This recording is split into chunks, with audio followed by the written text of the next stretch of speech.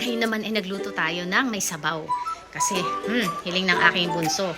Sinigang na hipon. So, ngayon, samahan niyo ako guys para magluto ng kanyang favorite, hipon. Sinigang na hipon.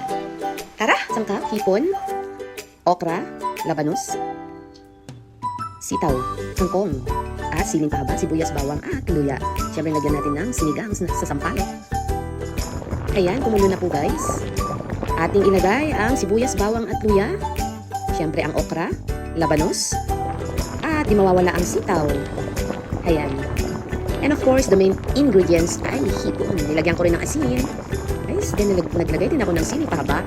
At syempre ang kangkong. Bawal ma-overcook. Ayan. Naglagay tayo ng maasim na sampalok.